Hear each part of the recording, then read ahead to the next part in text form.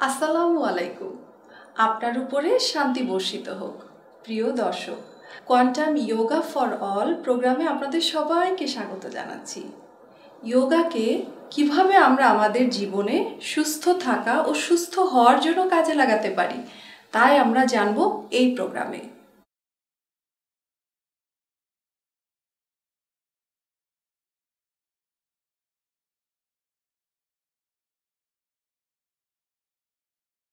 আমরা যে দৃশ্যপট দেখলাম সেটা কি পরিচিত মনে হলো? আমাদের প্রতিদিনকার জীবনের সাথে কি কিছু মিল পাওয়া গেল?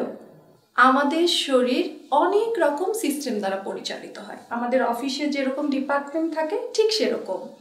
তো এই ডিপার্টমেন্টের যেরকম ভিন্ন ভিন্ন কাজ থাকে, ঠিক আমাদের শরীরের যে ডিপার্টমেন্ট আছে তার কাজগুলো কিন্তু ভিন্ন ভিন্ন, কিন্তু তারা একে অন্যের সাথে কানেক্টেড। এরকম আরেকটি সিস্টেম হলো স্কেলিটাল সিস্টেম, যা আমাদের শরীরকে একটা আকার দেয়, শরীরকে চলতে সাহায্য করে, শরীরের ভেতরের যে মূল্যবান যন্ত্রগুলো আছে সেগুলোকেও কিন্তু সুরক্ষা করে, এবং সবচেয়ে বড় যেটা, যে আমাদের যে রক্তকণিকা আছে সেটা কিন্তু তৈরি হয় হাড়ের মজ্জার ভেতর থেকে। তো আমাদের দেহে কতগুলো আসলে হাড় থাকবে তা নির্ভর করে আমাদের বয়সের উপরে। একজন নবজাতক শিশুর হাড় থাকে 275টি, এবং একজন পূর্ণবয়স্ক মানুষের দেহে হাড় থাকে 206টি। তো সব হাড়ই কিন্তু আমাদের জন্য অনেক গুরুত্বপূর্ণ, তবে মেরুদণ্ডের হাড় অর্থাৎ আমাদের যে ব্যাকবোনের যে হাড় আছে সেটা সবার উপরে। মেরুদণ্ডে 33টা ভার্টিব্রা আছে। মেরুদণ্ডের হাড়ে কোনো কারণে কোনো সমস্যা হলে ব্যাক পেইন বা স্পন্ডিলাইটিস হতে পারে। এছাড়াও আরও বিভিন্ন রকমের সমস্যা দেখা দিতে পারে আমাদের শরীরে। ব্যাক পেইন 80 থেকে 90% মানুষ জীবনের কোনো না কোনো সময়ে এই ব্যথায় ভোগেন। আজকে আমরা মূলত লোয়ার ব্যাক পেইন নিয়ে কথা বলব। ব্যাক পেইন কারণটা কি কারণে হচ্ছে এই ব্যাক পেইন?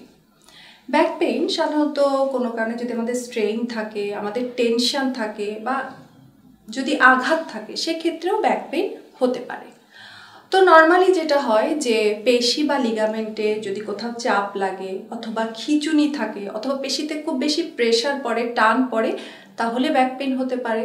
যদি আমাদের ডিস্কে ক্ষতিগ্রস্ত থাকে, কোনো ইনজুরি থাকে, সেক্ষেত্রে হতে পারে।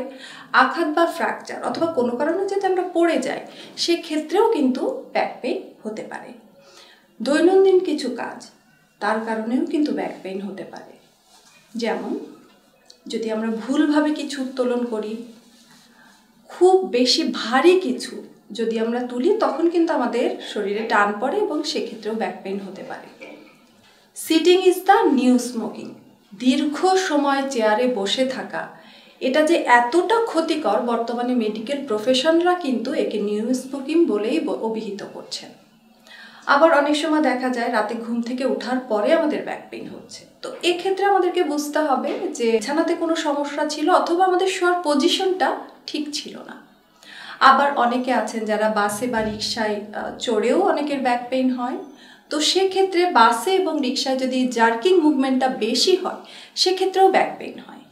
এছাড়াও টেনশন বা স্ট্রেসে যেটা হয় যে আমাদের ব্রিদিং প্যাটার্নটা চেঞ্জ হয়ে যায়, যার কারণে এটা পিঠের দিকে আমাদের একরকম স্ট্রেস সৃষ্টি করে, কাঁধ কুঁচকে যায়, যার ফলে আমাদের ব্যাক সাইডে পেইন সৃষ্টি হয়।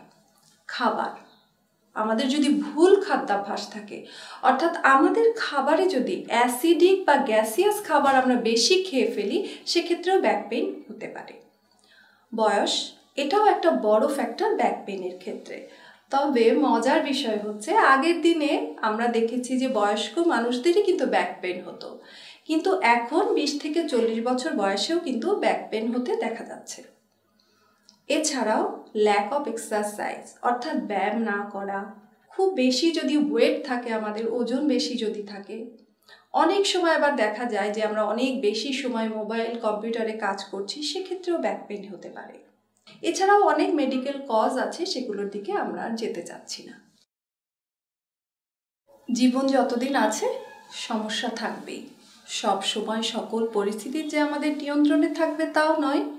সামান্য কিছু বিষয়ের দিকে নজর দিলেই আমরা সুস্থ থাকতে পারবো, পরিস্থিতিকে নিয়ন্ত্রণেও রাখতে পারবো, এবং আমাদের ব্যাক থাকবে স্ট্রং। এবং যদি কখনো হয়েও থাকে, সেক্ষেত্রে আমরা সেটাকেও ঠিক করে ফেলতে পারবো, কারণ আমরা জানি prevention is better than cure.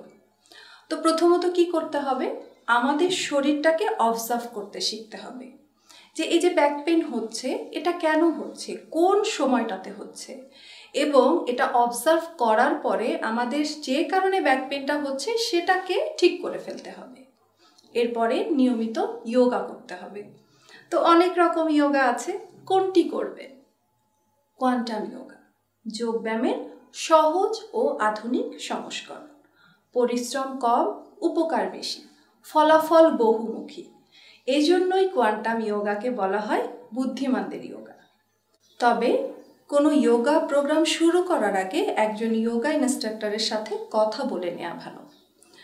অনেক যোগার আসন আছে যা আমাদের ব্যাক পেইন কমাতে সাহায্য করে। তো তার মধ্যে আজকে আমরা 3টি আসন নিয়ে কথা বলবো। 1 হচ্ছে ভুজঙ্গ আসন, 2 শলভাসন, 3 ত্রিকোণাসন। ব্যাক পেইনের ক্ষেত্রে আমরা যে 3টা আসন, সেই 3টা আসন এখন চর্চা করব। তো তার আগে আমাদের যোগা করার আগে কয়েকটা বিষয় একটু খেয়াল রাখা, একটু মাথায় রাখা। সেটা হচ্ছে 1 নাম্বার, আমরা যখন যোগা চর্চা শুরু করব তার আগে ঢিলে ঢালা এবং খুব কমফোর্টেবলি কোনো ড্রেস যাতে পরতে পারি সেদিকে আমরা খেয়াল রাখবো।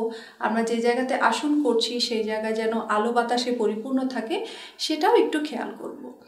এরপরে 2 নাম্বার, একদম ভরা পেটে এবং একেবারেই খালি পেটে আমরা আসন চর্চা করব না। সেক্ষেত্রে আমরা হালকা কিছু খেয়ে আসন চর্চা শুরু করতে পারি। 3 নাম্বার, শক্ত অথবা খুব বেশি নরম জায়গায় আমরা আসন চর্চা করব না। সেক্ষেত্রে আমরা যোগা ম্যাট বিছিয়ে নিতে পারি, অথবা কাঁথা কম্বল, যদি কারো চটের মোটা কোনো বিছানা থাকে সেটা বিছিয়ে তার উপরে একটা চাদর দিয়ে আমরা আসন চর্চা শুরু করব। মেয়েদের মাসিক চলাকালে আমরা একদমই আসন চর্চা করব না। মাসিক ঠিক হওয়ার 1 দিন পরে আমরা আসন চর্চা শুরু করব। তো চলুন এখন আমরা আসনে চলে যাই। আমরা প্রথমেই করছি ভুজঙ্গাসন, অর্থাৎ দ্য কোবরা পোজ। প্রথমে মেঝেতে আমরা উপর হয়ে ম্যাটের উপর শুয়ে যাব। 2 পা সোজা থাকবে, হাত শরীরের দুপাশে থাকবে, হাতের তালু মেঝেতে লেগে থাকবে। কপাল মেঝেতেও রাখতে পারি অথবা এক পাশে কাত হয়েও শুতে পারি। এবার 2 হাত বুকের কাছে নিয়ে আসবো, হাতের আঙ্গুলগুলো সামনের দিকে থাকবে, হাতের তালু মেঝেতে লেগে থাকবে। এবার ধীরে ধীরে দম স্বাভাবিক রেখে হাতের উপর ভর দিয়ে কনুই ভেঙে মাথা থেকে কোমর পর্যন্ত উপরে তুলব। নাভি মেঝেতে লেগে থাকবে, দৃষ্টি থাকবে ছাদের দিকে। এভাবে আমরা 10 থেকে 15 সেকেন্ড থাকব। এই পজিশনের অনেক রকম ভেরিয়েশন আছে, আমরা একটি ভেরিয়েশনই করছি। যখন এই পজিশনে আসব তখন ঘাড়, কাঁধ এবং মুখমণ্ডলের পেশি যেন শিথিল থাকে সেদিকে খেয়াল করব। ধীরে ধীরে মাথা নামিয়ে 2 হাতের উপর রাখবো এবং মুখ একদিকে কাত করে শুয়ে যাব। 3 থেকে 5 বার আমরা এই আসনটা করতে পারি। ভুজঙ্গ অর্থ সাপ, সাপের ফনার মতো দেখতে লাগে, এই জন্য এই আসনের নাম ভুজঙ্গ আসন। প্রথম যদি পা জোড়া অবস্থায় আসনটি না হয় সেক্ষেত্রে আমরা পাটা সুবিধা মতো একটু ফাঁকা করে আসনের অভ্যাস করব। তারপরে ধীরে ধীরে শরীর নমনীয় হলে সঠিক ভঙ্গিমায় চলে আসবে।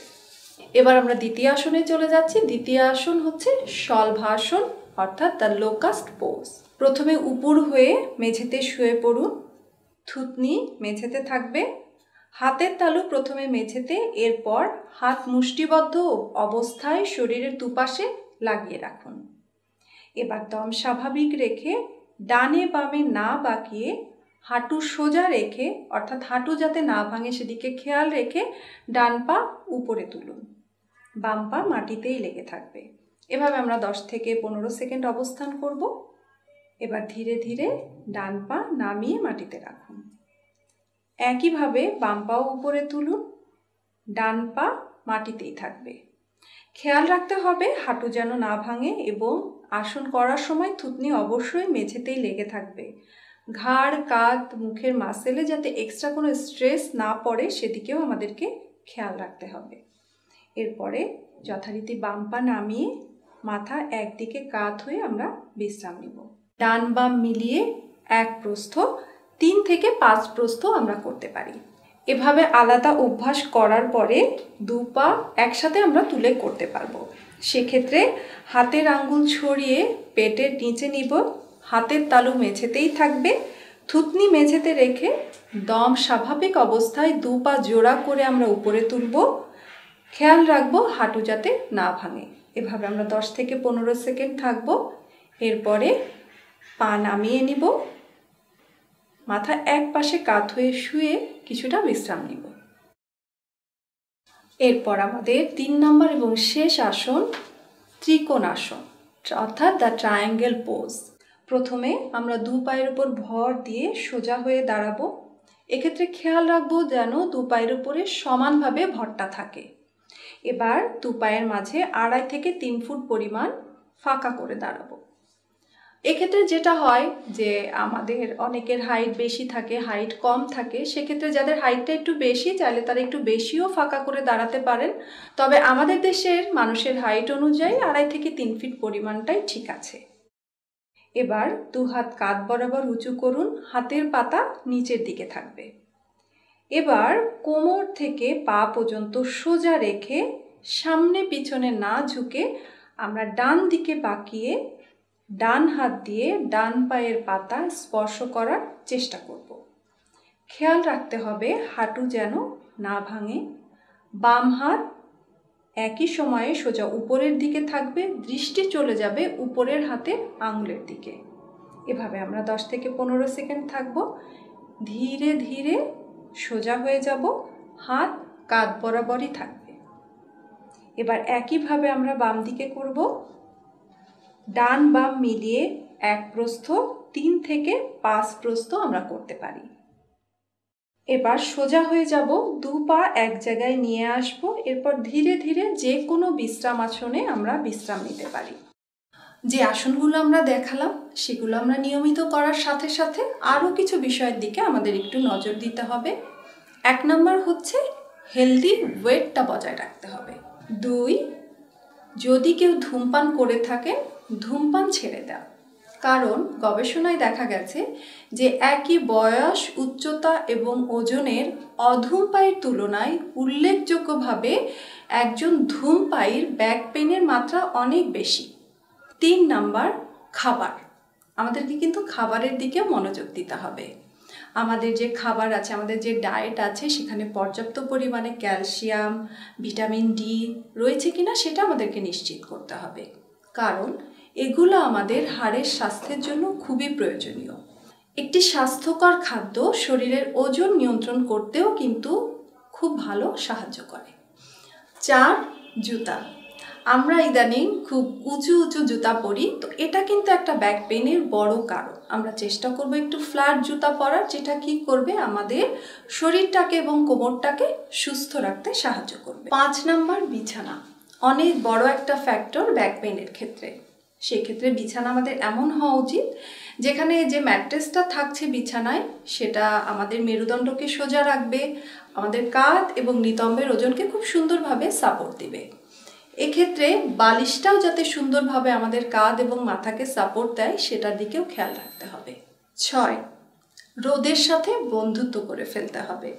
মেরুদণ্ডকে শক্তিশালী করতে বিস্ময়করভাবে সাহায্য করে এই সামান্য একটু রোদ। এবং আমাদের দৈনন্দিন যে ভিটামিন ডির প্রয়োজন হয় আমাদের শরীরের জন্য, সেটাও কিন্তু আমরা ভোরবেলার যে রোদটা থাকতে সেখান থেকে সরাসরি পেতে পারি। তো এক্ষেত্রে আমরা যেটা করতে পারি, সরাসরি যদি রোদ লাগানোর সুযোগ নাও থাকে, আমরা কি করব যে আমাদের বাসায় যে কাচের জানালা আছে অথবা আমাদের যে বারান্দা আছে সেখানে যে একটু সূর্যালোকে কিছুক্ষণ থাকার অভ্যাস করব। সুধী দর্শক, সুস্থ দেহ, প্রশান্ত মন ও সকলের কর্মময় সফল জীবনের প্রত্যাশায় আগামী প্রোগ্রামের আমন্ত্রণ জানিয়ে আজকে আমরা এখানেই বিদায় নিচ্ছি। ধন্যবাদ সবাইকে। আসসালামু আলাইকুম। সকলের উপরে শান্তি বর্ষিত হোক।